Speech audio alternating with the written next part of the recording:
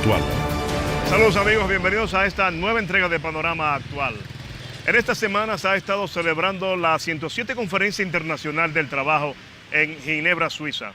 Allí se congregan más de 5.000 delegados, representantes de la clase trabajadora, representantes de los gobiernos y representantes del sector empresarial para analizar diferentes tópicos que tienen que ver con el trabajo en todo el mundo.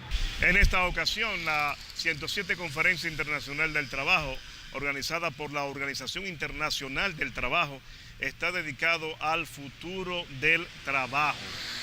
De República Dominicana hay una nutrida delegación que nos representa. En el caso de la Confederación Nacional de Trabajadores Dominicanos, CNTD, tenemos presente allí al presidente de esta institución, Jacobo Ramos, acompañado de una delegación de importantes dirigentes de ese sector, pero además están dirigentes de la CENUS y de la CASP, como es el caso de Pepe Abreu, quien es presidente de la CENUS, y también Gabriel del Río, quien es presidente de la CASP.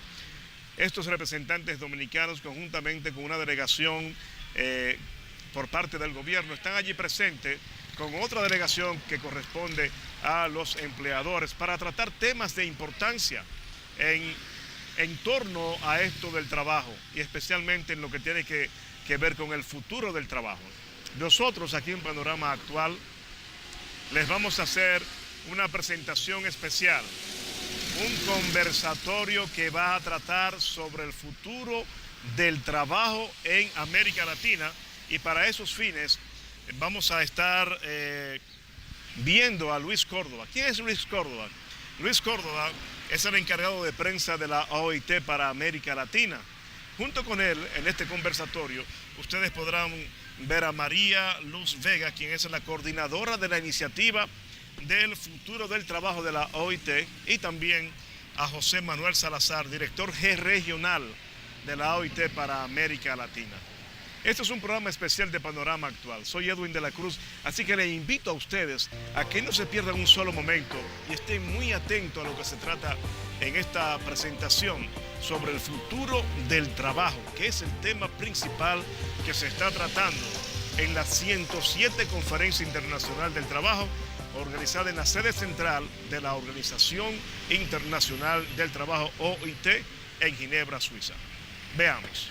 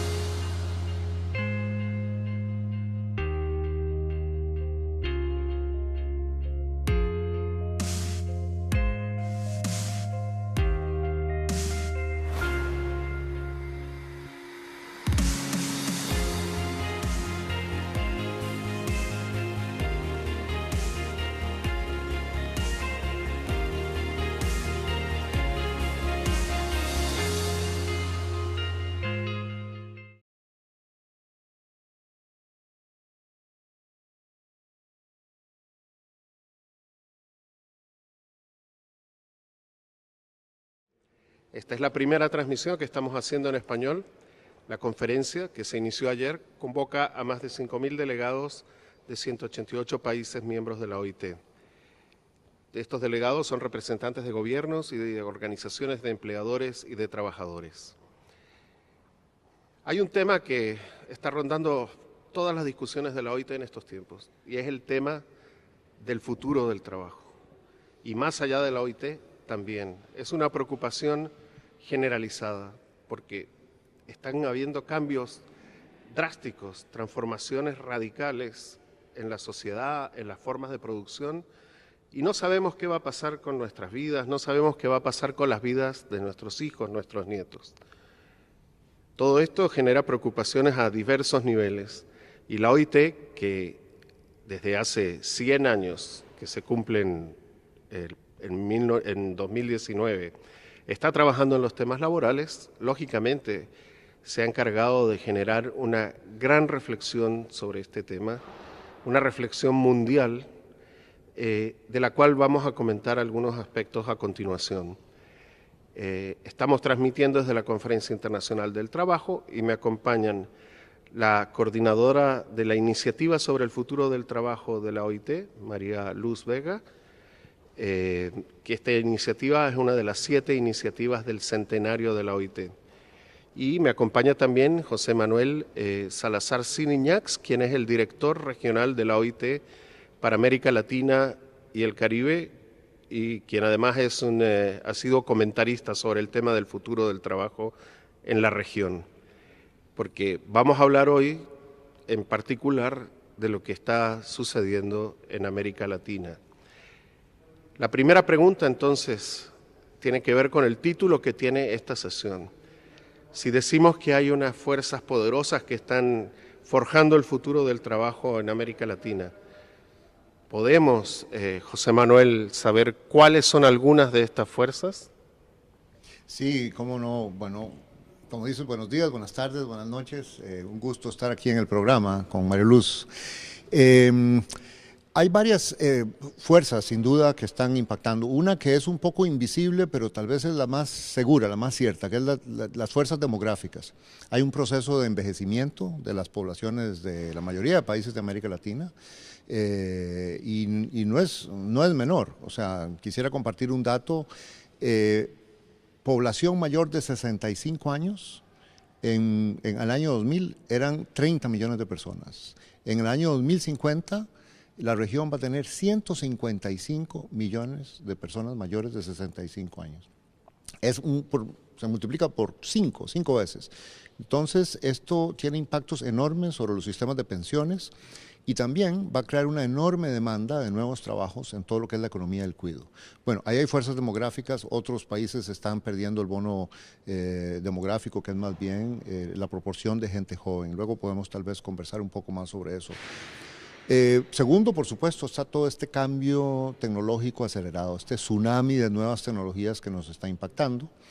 Esta es una conversación, si se quiere, que nos viene del norte, de los países desarrollados, pero la automatización, la robotización, la digitalización del mundo del trabajo está impactando y está ocurriendo en América Latina. Ahí también podemos tal vez expandir después.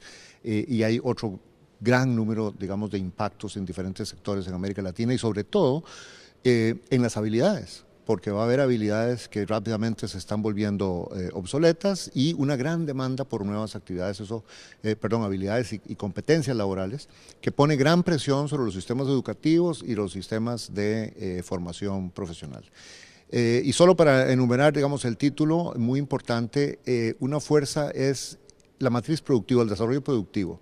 Ahí mucho depende de las políticas que tengamos o no tengamos, porque realmente el futuro del trabajo, la otra cara de la medalla del futuro del trabajo, es el futuro de la producción. Y si no hacemos la tarea del desarrollo productivo, no vamos a crear un mejor futuro del trabajo. Lo dejo ahí para un primer comentario, ¿no? Sí, vemos que el futuro se acerca rápidamente. La sensación en estos últimos años es grande y la discusión sobre el futuro del trabajo se está produciendo en todas partes. María Luz, ¿por qué no nos comentas un poco? José Manuel se refería al desarrollo tecnológico, que es una conversación que evidentemente tiene mucho que ver con el norte, pero también está impactando mucho en el sur, en la parte del mundo en desarrollo, donde muchas veces cuando se habla de futuro del trabajo tiende a hablarse de inteligencia artificial, de carros eléctricos, de cosas por el estilo.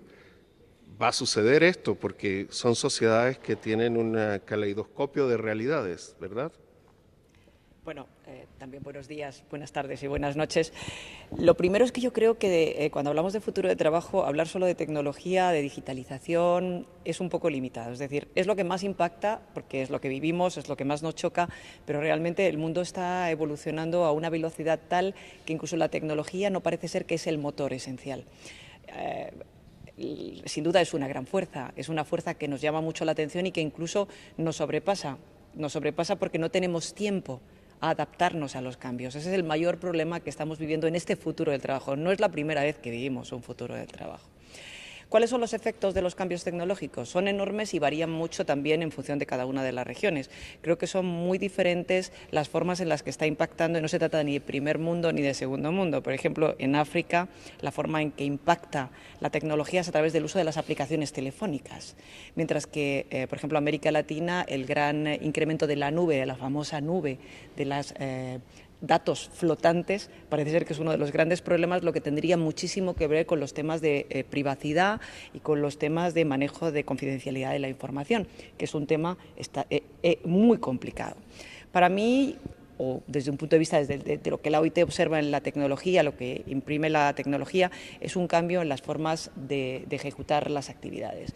Va a haber un cambio no solo que va a impactar en las cuestiones que José Manuel señalaba y que son obvias, como es el caso de las competencias y las habilidades, sino también en el sentido de que las formas y las relaciones de trabajo van a ser diferentes. Digamos que el ser humano ya no trabaja para otro ser humano como principio, sino trabaja incluso para una plataforma que nadie sabe qué es realmente, salvo que es una plataforma. El concepto mismo que inventó la OIT hace casi 100 años, 99 en octubre de este año, deja de pasar de ser un empleador identificable, persona jurídica o humana, para convertirse en algo que nadie sabe muy bien qué es. Estos son los retos a los que nos enfrentamos, que son incertidumbre, y es lo que genera esta sensación nueva de este futuro del trabajo de inseguridad, de incertidumbre y de, en cierto modo, de desasosiego. Bien, estamos conversando sobre el futuro del trabajo desde la Conferencia Internacional de la OIT en Ginebra. Esta es la sesión en español. Pueden mandarnos preguntas a través de Facebook y con gusto las vamos a pasar a nuestros entrevistados. Vamos a seguir en la misma línea, José Manuel, porque hablando de los avances tecnológicos, los que vivimos en América Latina sabemos que las sociedades son completamente estratificadas y hemos visto, por ejemplo, como en algunos lugares ya están poniendo enchufes para los automóviles eléctricos y en otros lugares parece que todavía estuviéramos anclados en el siglo pasado, pero lejos en el siglo pasado. ¿Cómo conviven estas dos realidades? Porque también hay fuerzas poderosas que estamos arrastrando. ¿Qué pasa, por ejemplo, con la informalidad? ¿Qué pasa con el desempleo?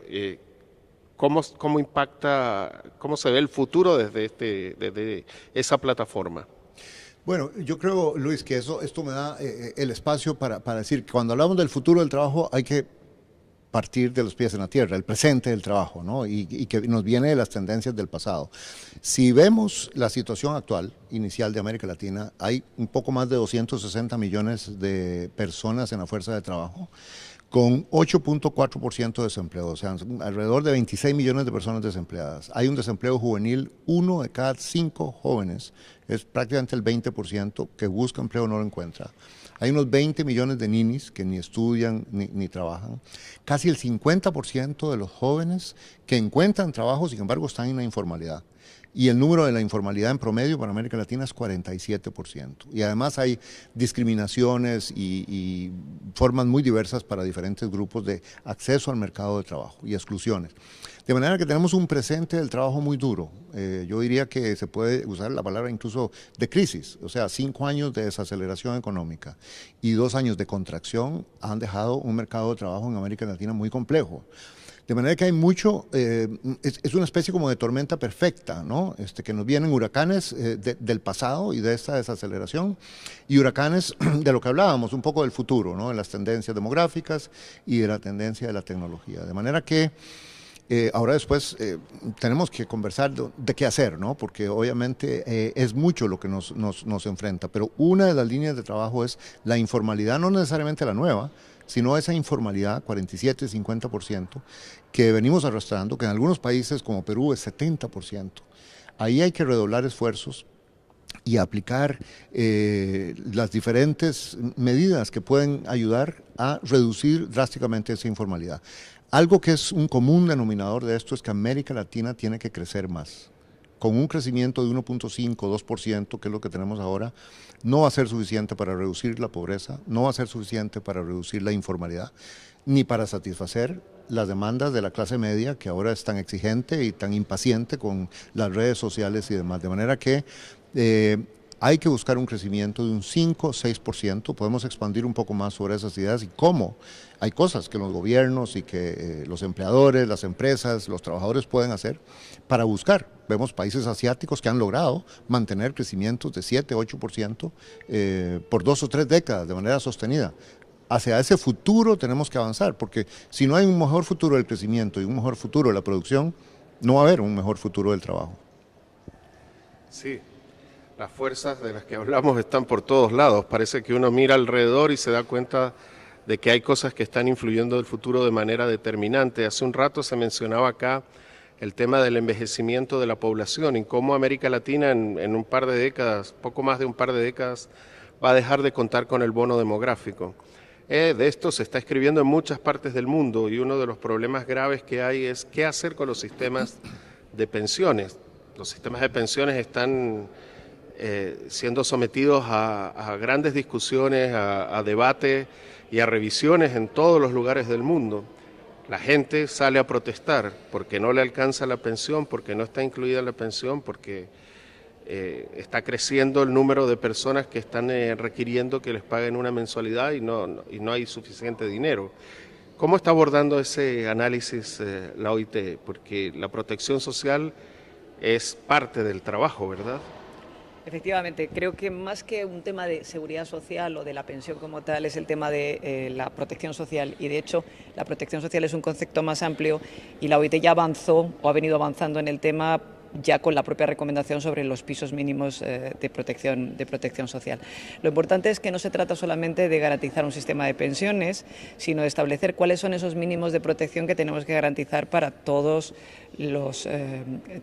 la población activa. Tenemos que darnos cuenta que con un envejecimiento de la población no se trata solamente de, establecer una edad mayor para la jubilación, sino que también hay una aspiración de determinados seres humanos a trabajar más tiempo. Es la famosa economía que se llama en inglés la economía de plata, la cual le llaman en inglés la economía de plata, Silver Economy, que es la necesidad de determinadas personas que antes buscaban el ocio de seguir trabajando y no solo por motivos económicos, sino también por motivos de una aspiración personal. Están cambiando también las aspiraciones de todas las edades, incluidas las edades que se suponía que tendrían que entrar en su periodo de descanso, porque cambia la proyección de vida.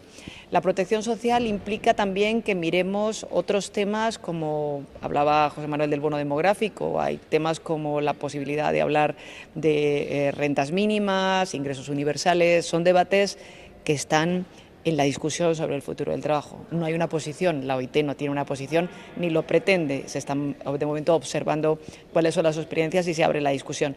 Lo que sí queda claro para la OIT es que, teniendo en cuenta que entre sus principios constitucionales desde 1919 la dignidad y la justicia social son elementos básicos, cualquier tipo de decisión que se tome para el futuro del trabajo va a tener que garantizar que todo el mundo tenga una protección mínima que le garantice una vida digna.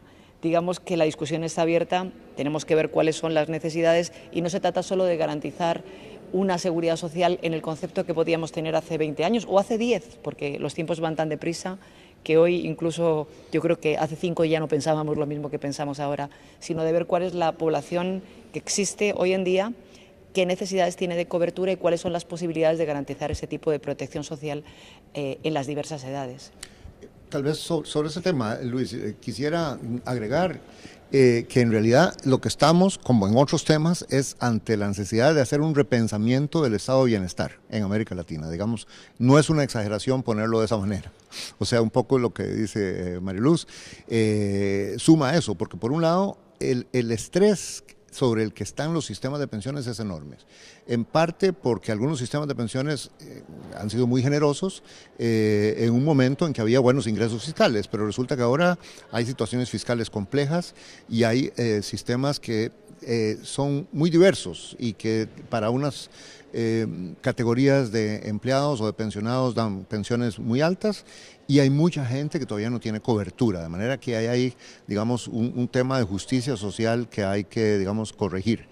Pero también es repensar el estado de bienestar, porque el estado de bienestar que tenemos fue copiado, digamos, adaptado, digamos, inspirado, tal vez no copiado, en un momento en que había una revolución industrial, y para trabajadores industriales y trabajadores del Estado. Y ahora estamos hablando que este mundo nuevo del trabajo está trayendo una gran cantidad de trabajadores independientes. Y esta discusión está en países desarrollados también. ¿Cómo garantizar las pensiones y los derechos laborales clásicos para trabajadores independientes que no están sujetos a la relación laboral tradicional de 20, 30 años con una misma empresa, etcétera? Este es el mundo que se nos viene, que ya está con nosotros, de manera que yo diría, y bueno, y así lo estamos asumiendo, yo creo, en la OIT y las discusiones son así, que se requiere, particularmente en América Latina, repensar el estado de bienestar. Y para eso, aquí hay un tema de economía política complicado, o sea, eso deben reconocerlo todos los sectores y tener un diálogo social para ver cómo balancear las pensiones contributivas, las no contributivas y demás, para realmente extender la cobertura a aquellos grupos que todavía no están cubiertos, y por otro lado traer más justicia a, digamos, la suficiencia o el monto de la pensión para cada uno. Esto es, yo creo, algo esencial de los nuevos pactos sociales, digamos, que América Latina tiene que plantearse. Bien, señores, vamos ahora a una pausa aquí en Panorama Actual.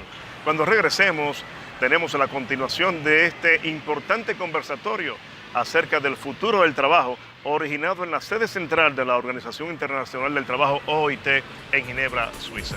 Regresamos en breve. Panorama Actual. Ahora es más fácil que nunca asegurar tu futuro. Ponte adelante conociendo tus beneficios al afiliarte al Sistema Dominicano de Pensiones. La CIPEN ha lanzado la segunda edición del libro El Sistema de Pensiones y el nuevo subportal web de educación previsional de CIPEN, en el cual te podrás enterar de cómo beneficiarte, calcular tus prestaciones, conocer tus derechos e inscribirte en los cursos online. Y para que los niños aprendan desde temprano el valor del ahorro, CIPEN ha lanzado la colección de cuentos Aprendiendo a Ahorrar. El que planifica hoy vive mejor mañana. CIPEN, Superintendencia de Pensiones. Vela por ti, por tu futuro.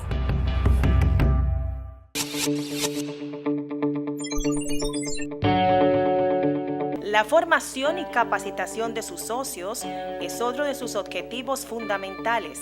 Es por esta razón que la Cooperativa de Servicios Múltiples de las Enfermeras, COPUNASET, realizó el primer diplomado en carrera dirigencial, donde nuestros socios adquirieron nuevas capacitaciones en la rama dirigencial. Sí, y agradecer primeramente a Dios por este magno evento, en el nombre de Cristo, bendecir a esta gestión de Rosa Lourdes López. Damos gracias a Jehová Dios, en el nombre de Jesús, por habernos permitido culminar con este diplomado de carrera dirigencial. Primer diplomado impartido en nuestra cooperativa. Gracias a los compañeros por haber participado y por haber acudido a nuestro llamado. COPUNASET presente. COPUNASET, siempre al servicio del personal de salud. Los miembros de la Policía Nacional están protegidos por la ARL. Si tienes un accidente de trabajo o de trayecto, infórmalo a tu superior para que lo reporte a la ARL inmediatamente para una cobertura de un 100% en hospitalización, cirugías, medicamentos y mucho más. La ARL cuenta con oficinas en todo el país y una gran red de prestadoras de servicios de salud a nivel nacional. Prevé, protégete, reporta. Administradora de Riesgos Laborales, para que trabajes sin preocupaciones. Para pasar mi vejez tranquilo y vivir sin preocupación, trabajo en la construcción, construyendo con mi esfuerzo la zapata de mi pensión. La construcción es mi pasión y el FOPECON el garante de mi pensión. El FOPECONS exhorta a los ingenieros privados y a las instituciones del Estado a cumplir con el pago del 1% que ordena la Ley 686, Fondo de Pensiones y Jubilaciones de los Trabajadores de la Construcción. El sistema más seguro es construir tu futuro. Siga disfrutando Panorama Actual. Canal 25. Es de todos. Estamos hablando sobre el futuro del trabajo desde la Conferencia Internacional del Trabajo en Ginebra. Vamos a continuar esta conversación profundizando un poco más en qué se puede hacer. Aquí están llegando algunos comentarios. Fernanda, por ejemplo, nos pregunta, ¿qué tipo de crecimiento económico puede crear empleo formal y mejores empleos para los jóvenes? Yo sé, José Manuel, que tú has estado trabajando un montón en ese análisis. ¿Qué tipo de crecimiento económico? ¿Cómo se logra ese tipo de crecimiento económico? Bueno, el qué tipo es más fácil de describir que el cómo se logra. En esta pregunta, el qué tipo nos lo dice el objetivo número 8. Creo que ahí fueron muy sabios todos los que negociaron, todos los países, el objetivo número 8 de los Objetivos de Desarrollo Sostenible, que dice que se necesita un crecimiento con 3 características o 3 adjetivos, ¿no? Sostenido, que significa que no sea volátil como ha sido de América Latina, sino sostenerlo por 20, 30 años. Bueno, ya eso, sí, ¿cómo? Inclusivo, que significa, bueno, por lo contrario, que tenga tracción en los mercados de trabajo, que realmente genere buenos empleos. Por así decirlo, un crecimiento, por ejemplo, en un país que esté basado mucho en el crecimiento de la minería, que en promedio puede parecer muy atractivo el crecimiento, pero porque hay un sector minero muy intensivo en capital, no genera suficientes empleos. Entonces tiene que ser un crecimiento de amplia base, que jale, que crea sectores diversificados de la producción. Y luego sostenible, que se refiere a todo el tema ambiental.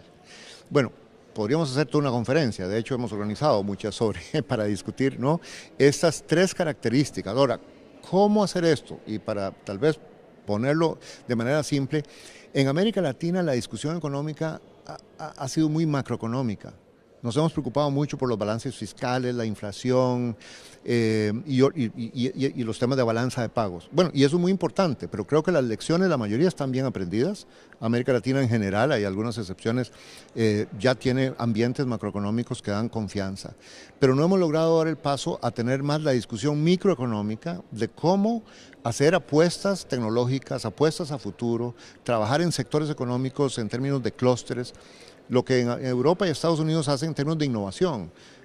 O sea, todos los países que han dado saltos tecnológicos han hecho apuestas en países desarrollados, por supuesto, la nanotecnología, la robótica, cosas de frontera.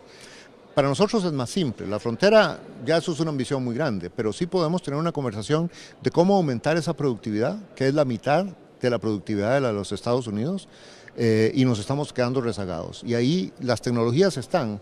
El tema es cómo organizarlas en los sectores productivos, cómo colaboran el sector público, el sector privado, los trabajadores.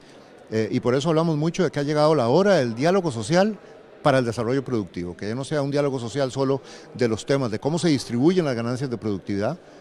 Bueno, pero primero hay que tener es productividad que crezca, es un diálogo social que se concentre en cómo hacer crecer la productividad para que haya dinero para crear los empleos que se requieren, para financiar las pensiones, para crear el nuevo estado benefactor, etcétera. De manera que ahí, en ese nuevo paradigma productivo que interfiere o que, digamos, tiene una interfase con la tecnología, tenemos mucho que hacer, hay muchas lecciones y experimentos interesantes en América Latina, pero hemos sido tímidos en hacer las políticas de desarrollo productivo que este momento está demandando. Bueno, hemos estado leyendo en los últimos tiempos muchos artículos sobre el futuro del trabajo y hay muchas películas de ciencia ficción que tratan del tema. Todo esto le llega mucho a la gente. Por ejemplo, aquí Marimba, un usuario de Facebook, pregunta, ¿le tenemos que tener miedo a los robots? ¿Nos van a robar los trabajos? ¿Cuánto de verdad hay en esto? Yo agrego, ¿cuánto de verdad hay en esto para un país de América Latina?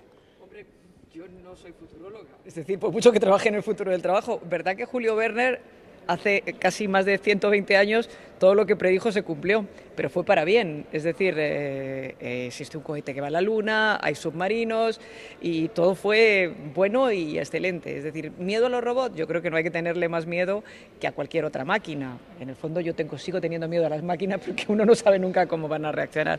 Pero yo creo que hay mucho de tecnopesimismo, hay mucho de exageración sobre los robots y hay mucho también de ciencia ficción sobre las predicciones. Creo que no es la primera vez que existen cambios técnicos.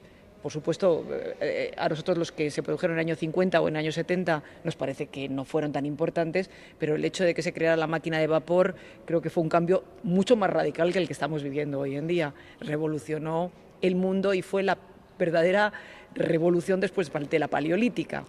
Y bueno, estamos aquí todos y se generó más trabajo, sí, con un cierto impacto, se generó un trabajo que a veces no era para nada el trabajo que hoy consideramos decente o digno, había explotación, pero también generó nueva conciencia social, la idea de los derechos y la idea también del estado de bienestar, la idea de muchas cuestiones que hoy en día son parte de nuestro acervo político, social y humano. Entonces yo creo que no hay que tenerle más miedo no hay que tener más miedo que el miedo normal que uno tiene a cualquier cosa, y que los robots no son, no son más que muchas veces algo que aparece en la pantalla y que pueden ser muy útiles. Yo creo que a mí me encantaría tener un robot en casa que hiciera las cosas por mí. A ver, yo quisiera un poco reaccionar. Estoy totalmente de acuerdo, totalmente de acuerdo. Personalmente soy más un tecno-optimista. A mí me parece que en realidad lo que está sucediendo y se va a profundizar con la aceleración del cambio tecnológico es que va a haber un cambio enorme en las habilidades y en las competencias que se demandan. Entonces esto impone un reto enorme para los sistemas educativos, para los sistemas de formación profesional, para las familias y para las personas. Porque yo creo que una de las cosas que hay que tener muy claras, digamos como un consejo para padres de familia, para muchachos y muchachas jóvenes, es hay que ahora aprender a lo largo de la vida. O sea, con el cambio tecnológico acelerado, no se trata de estudiar escuela, colegio y los que tienen la fortuna de ir a la universidad y luego ir al mundo del trabajo. No, hay que estar, y no solo tener la educación formal, que es importante, pero tener desde una edad temprana una vinculación con el mundo del trabajo y aprender las destrezas que el mundo del trabajo demanda, que son técnicas, pero que son también socioemocionales, ¿no? Carácter, creatividad, liderazgo, y esto nos lleva al tema de los robots. O sea, lo que tenemos que aprender son las habilidades humanas, socioemocionales. Ahí los robots no compiten con nosotros y muchos de los empleadores están buscando eso precisamente ahora, ¿no? Y yo realmente, para terminar con esa reflexión, le tengo más que tenerle temor, y creo que así debería ser, a las nuevas tecnologías. Lo que hay que tener temor es a las viejas tecnologías, esas tecnologías que nos tienen con un 50% de la productividad en América Latina, que no logramos crear los empleos formales, que nos mantienen en esta informalidad.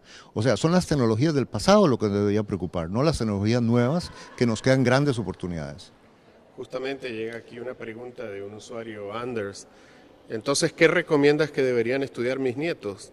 Porque si todo está cambiando, ¿qué hacemos?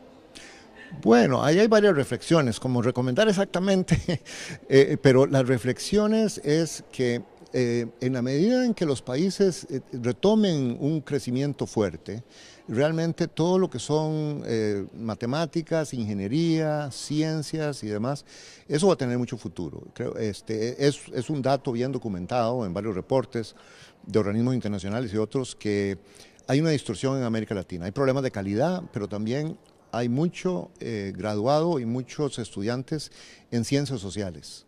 Ciencias sociales son importantes, yo soy economista, mea culpa, ¿no? Pero ciertamente se requiere un rebalanceo en los sistemas educativos para tener más estas, digamos, carreras prácticas de ingeniería y demás, que van a ser sumamente demandadas por el mundo del trabajo del futuro. Y lo otro es que tenemos que cambiar esta idea de que la formación profesional es para los jóvenes que fracasan en ir a una universidad. Si uno ve lo que es los sistemas de aprendizaje en Alemania, aquí en Suiza, en la mayoría de los países europeos, permiten, sí, son trabajos primero que todo altamente técnicos. La mayoría de los trabajadores de la BMW, de la Mercedes-Benz en Alemania, son no ingenieros graduados de las universidades, sino aprendices de 3 o 4 años de aprendices para maquinaria muy fina, de alta tecnología, de manera que tenemos que rebalancear también un poco, tanto a nivel o sea, la estimación y la calidad de los sistemas de formación profesional. Se va a requerir mucho más de carreras de 3 y 4 años, que al final van a permitir un empleo con mucho más seguridad. Y ya lo estamos viendo, que mucho graduado universitario luego al final de la universidad no consigue el tipo de empleo que tenía la expectativa de conseguir. Realmente no hay que olvidar que va a haber en este futuro que estamos viviendo problemas de salud y sobre todo salud mental, que es ahora mismo la gran plaga de la sociedad. La enfermedad que más mata son las relacionadas con las enfermedades mentales y el estrés. Está comprobado directamente y ya hay datos de la Organización Mundial de la Salud al respecto, aparte de la contaminación y otra serie de cuestiones. Por lo tanto, recomendar, sí es cierto que va a haber un cambio en cuáles son las recomendaciones, pero también va a haber una importante, yo creo que importante posibilidad para estudiar carreras que están más relacionadas con el ser humano. Digamos un nuevo humanismo, un poco la Da Vinci, pero revitalizado y muy centrado en la necesidad de fortalecer la psicología y el apoyo al ser humano. Estamos teniendo una conversación sobre el futuro del trabajo en español desde la Conferencia Internacional del Trabajo de la OIT. Estamos hablando de una serie de temas que influyen en la manera como nos relacionamos con las ocupaciones. Hay temas que parece que son difíciles de ver todavía en América Latina, porque uno se pregunta y dice, bueno, países, aquí un usuario me pregunta, ¿cuál es la diferencia entre el futuro del trabajo en un país como México, Brasil, comparado con los europeos? O sea, los desafíos son claramente distintos. En los dos países hay temor de perder empleo, en los dos países hay temor a lo que pueda suceder y hay, diría, bastante incertidumbre. Incertidumbre es la palabra que está muy asociada con el futuro del trabajo en este momento. A nivel de la iniciativa sobre el futuro del trabajo, ¿cómo se está haciendo esa conversación, teniendo en cuenta que tenemos tantos tipos de países diferentes? Bueno, en principio la OIT tiene una vocación mundial. Tú has bien dicho, Luis, al principio, la cantidad de países, casi 200 que estamos representando. Por lo tanto, lo que la iniciativa está haciendo es, teniendo en cuenta las peculiaridades regionales y las tendencias regionales, focalizarse en recomendaciones comunes, porque el director general, que es quien lidera la iniciativa, quiere buscar realmente relaciones prácticas, disruptivas y que tengan sentido para las políticas de cualquier país, desde México, como tú hablabas, o desde Nicaragua, me da igual, hasta Djibouti, por irnos más lejos en África, por no siempre poner a los países europeos.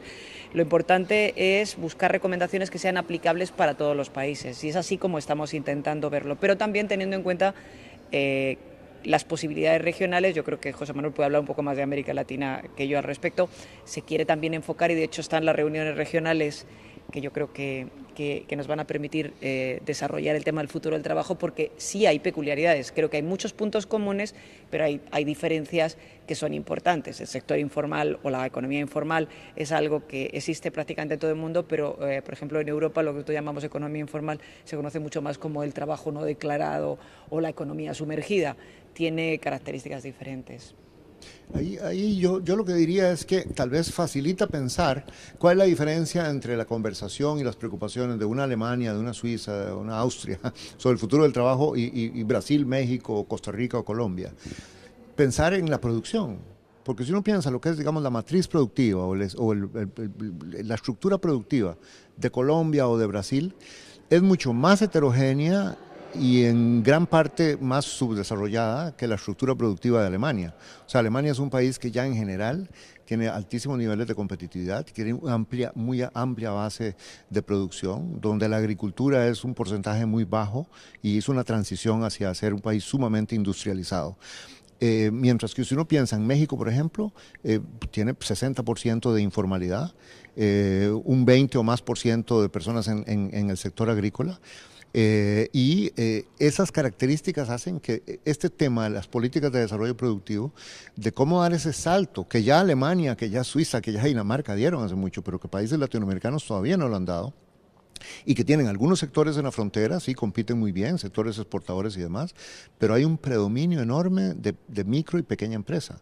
En América Latina, en 14 países en promedio, el 28% del empleo es cuenta propia, el famoso cuentapropismo. La mayoría, bueno, hay algunos profesionales liberales y demás, eso es un 3%, pero la mayoría de ese 28% es cuentapropismo pobre, informal, es autoempleado por sobrevivencia. Otro 28% es microempresa de menos de 5 empleados. O sea, el 56% del empleo en América Latina es o cuenta propia o microempresa. De nuevo, este es un tema realmente de desarrollo productivo. Tenemos que avanzar a tener mucho más alto porcentaje de empleo en empresas grandes y empresas medianas, en donde la calidad del empleo es mucho mayor, los salarios son más altos, la productividad es más alta. Bueno, después de casi 45 minutos de conversación, se pasó rápido, ¿no? Estamos a punto de concluir esta transmisión. Entonces, ¿qué se le puede decir a la gente que anda pensando en qué trabajarán mis hijos en el futuro y en qué trabajarán mis nietos en el futuro? ¿No van a tener lo mismo que yo tengo? ¿Van a llegar los robots o continuará la informalidad con los robots? ¿Qué pasa? Porque esto no es ciencia ficción, es la vida cruda y real, ¿no? Yo creo que mis padres y mis abuelos pensaron lo mismo. Es decir, no creo que cambiemos, nos asusta un poco porque nos parece hoy diferente o quizá por la velocidad que parece más rápida o que es más rápida, de hecho. Yo creo que todos hemos vivido por generaciones incertidumbres, quizá ahora las generaciones se solapan mucho más deprisa, pero lo cierto es que yo creo que, estoy con José Manuel, hay que ser absolutamente optimista. Creo que hay que manejar la situación, tomarla, y yo creo que estamos en la medida de hacerlo. En la OIT por lo pronto lo estamos haciendo, y yo creo que tener organizaciones como la OIT, que celebra su centenario después de 99 años, que van a ser 100, con los mismos valores, y que esos valores siguen siendo necesarios, imprescindibles y la base del desarrollo humano, me parece que ya es una promesa de que tenemos un futuro y un futuro del trabajo que tiene sentido. Sí, yo lo que diría, bueno, si la pregunta es un poco qué decirle o qué reflexión para los padres de familia y las personas, creo que tal vez un mensaje clave es que la apuesta por la educación paga. Es decir, es clara, las estadísticas son clarísimas. Entre mayor sea el nivel educativo, mayores los ingresos y mayor la probabilidad de conseguir un buen empleo. Pero eso es solo para las familias. Eso es un mensaje también para los gobiernos, porque si bien la matrícula ha aumentado mucho en América Latina, la calidad de la educación todavía deja mucho que desear y tenemos muchas brechas con los países desarrollados, de manera que hay que correr en mejorar la calidad de la educación. Tampoco hoy hay un tema profundo. Podemos seguir esperando que la clase media o que la gente financie escuelas y colegios privados que son carísimos, porque eso por definición es una gran injusticia social. O sea, tenemos que luchar por tener una enseñanza pública de gran calidad. Pero digamos, ahí hay un mensaje. Y el otro mensaje creo que es de que es importante reflexionar que los empleos lo crean la empresa privada. Es la empresa. Si no hay un ambiente y un clima de inversión para que haya inversiones altas y haya empresas y haya el espíritu empresarial de los jóvenes se desarrollen y hayan los apoyos necesarios en todo sentido, vamos a seguir con estos crecimientos que podemos, y algunos amigos llaman nadaditos de perro, de 1%, de 2%, que no sirven realmente para sacarnos del subdesarrollo y de las cifras un poco que di al principio de empleo que dejan mucho que desear. Bueno, les agradezco mucho su participación en esta conversación. Hemos estado comentando algunos aspectos del futuro del trabajo en América Latina desde la Conferencia Internacional del Trabajo. La conferencia, que se inició ayer, va a durar todavía 2 semanas. Se estarán realizando una serie de debates y discusiones a través de las redes sociales en vivo, algunos de ellos en español, otros en inglés y otros en francés. Mañana, por lo pronto, se realizará una discusión sobre los objetivos de desarrollo sostenible y el empleo y en inglés, y también otra sobre el futuro del trabajo en francés. El comentario sobre América Latina ha sido extenso. Es claro que estamos en una región que está en una encrucijada entre pasado, presente y futuro, pero el mensaje al final ha sido optimista, lo cual nos alegra a todos. Así que nuevamente buenos días, buenas tardes y buenas noches. Estaremos de nuevo con otras sesiones en español durante estos días. Hasta luego. Luis Córdoba, desde la OIT.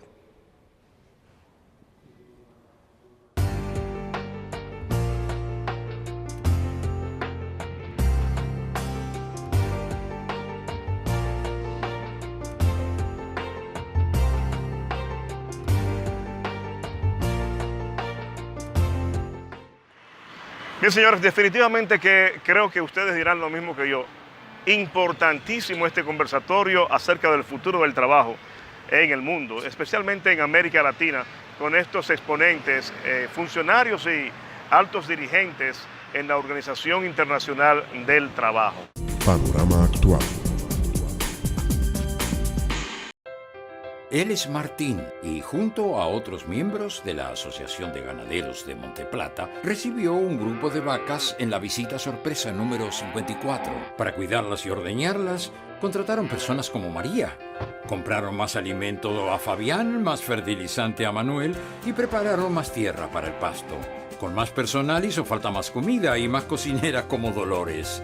Así, los pequeños negocios de la zona, como el colmado de Luis, comenzaron a recibir más clientes. Para construir una planta más grande, contrataron arquitectos, ingenieros, maestros de obra, albañiles y plomeros como Dionis.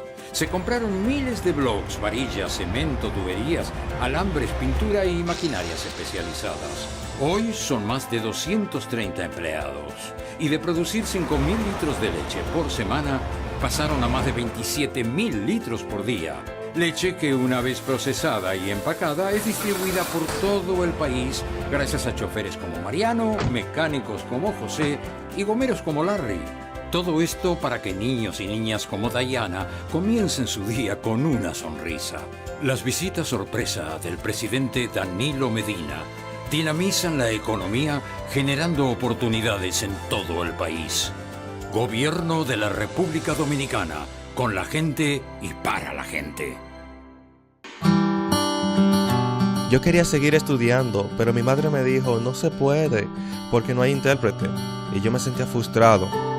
Seguimos buscando y encontramos esta escuela, gracias a Dios.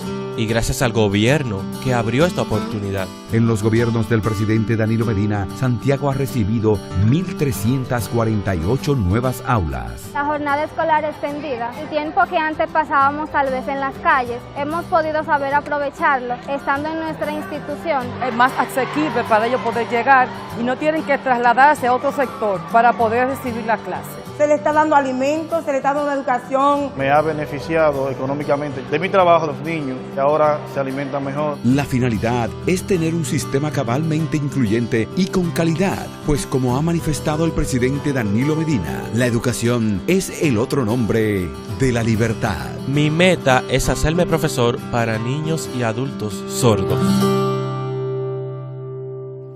Ministerio de Educación. Con los que avanzan.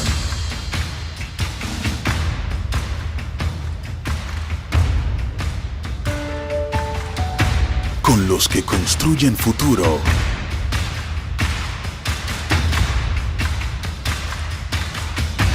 Y con los que cuidan el presente.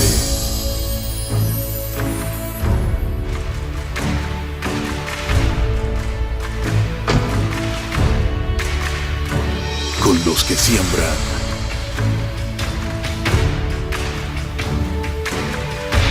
Con los que creen.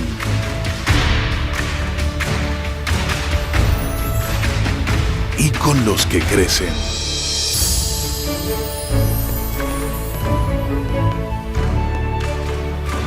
Con los que suman. Y con los que sueñan. Con todos los que aman esta tierra.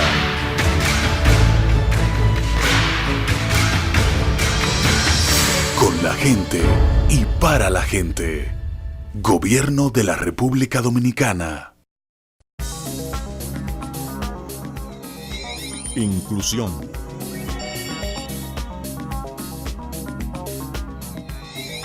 Desarrollo. Tecnología.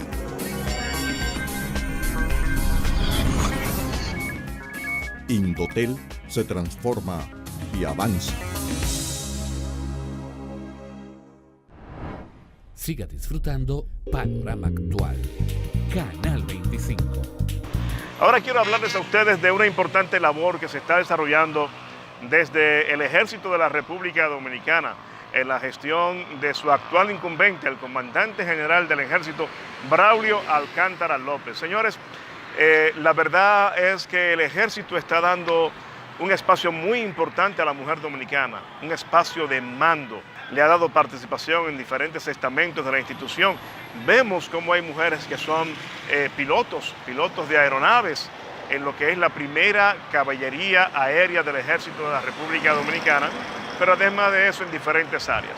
Nosotros queremos saludar esta gestión que se realiza allí en el Ejército de República Dominicana, pero también hay que destacar que se está realizando una labor cercana, muy humana, muy humanista a favor de los soldados que integran las filas del Ejército de la República Dominicana. Recientemente hace ya unos meses se rifaron unas viviendas ordenadas por el excelentísimo señor presidente de la República, el licenciado Danilo Medina, donde una gran cantidad de miembros de las diferentes instituciones castrenses, la Fuerza Aérea, la Marina de Guerra o la Armada Dominicana, como se llama ahora, y también el Ejército, fueron ganadores de estas viviendas. Bueno, eso no se queda allí, porque en el caso muy particular del Ejército de República Dominicana, su comandante en jefe, el mayor general Braulio Alcántara López,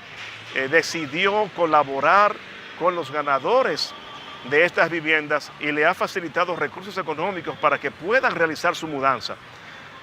Ya les han sido entregadas las casas, pero ahora necesitaban trasladarse de donde vivían hacia su nuevo hogar ahí en San Luis, y en una gestión muy humana hizo entrega de un donativo para esos fines. Así que nosotros saludamos lo que está pasando en el Ejército Nacional, que está mostrando interés en favor de los miembros y miembros que integran sus filas. Así que nuestras salutaciones.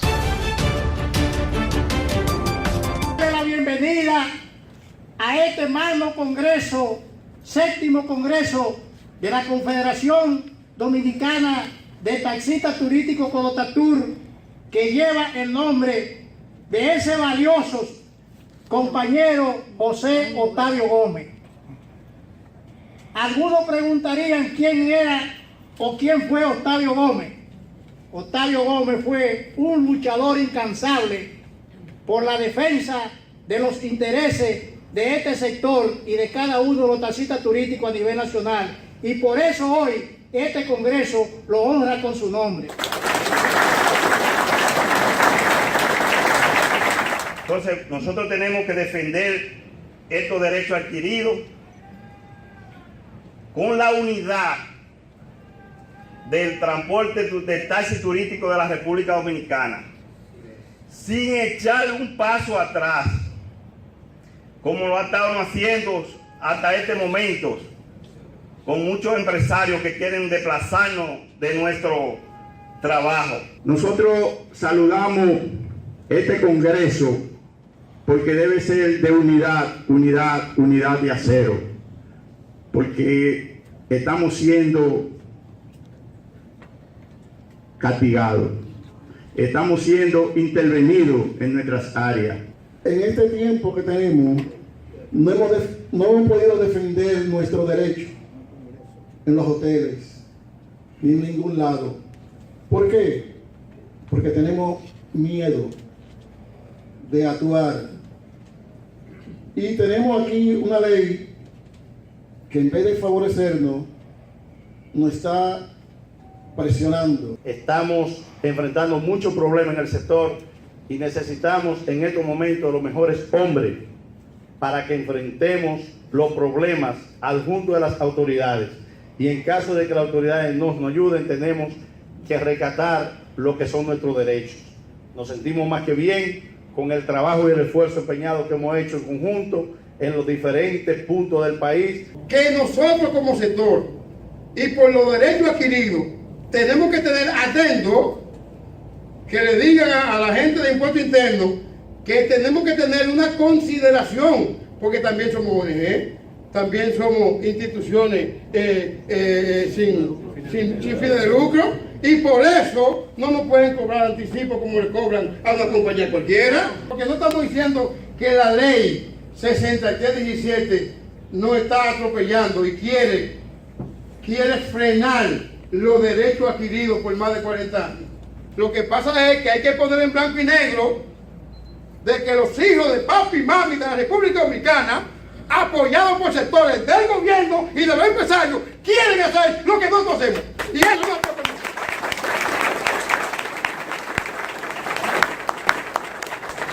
Entonces, antes de llegar a que nos deshuesemos, y escuchen el término, vamos a hablar, vamos a buscar en la media, vamos a buscar las cosas como son, y para eso es que son los amigos, los aliados. Porque no es verdad que nosotros vamos a permitir que nos desplacen, que abusen de nosotros, mientras tengamos un soplo de vida sobre la tierra. Bueno, señores, hemos llegado al final de Panorama Actual en este día. Estamos haciendo esta parte desde la Avenida España para que nuestra gente vea el movimiento de esta parte de la ciudad. Esto es Santo Domingo Este, esta es la Avenida España, mucho movimiento vehicular todo el tiempo. El Mar Caribe al fondo, siempre con una belleza única y espléndida. Quisimos hacerle a ustedes un programa especial, como vieron desde el principio, y conocieron ustedes lo importante de lo que es el futuro del trabajo en América Latina. Es lo que se está tratando en la 107 Conferencia Internacional del Trabajo en Ginebra, Suiza. Están tratando el futuro del trabajo en el mundo y nosotros les traemos a ustedes el concepto, las ideas que existen para el trabajo, el futuro del trabajo en América Latina. Muchísimas gracias por su sintonía. Soy Edwin de la Cruz. Feliz resto de este día.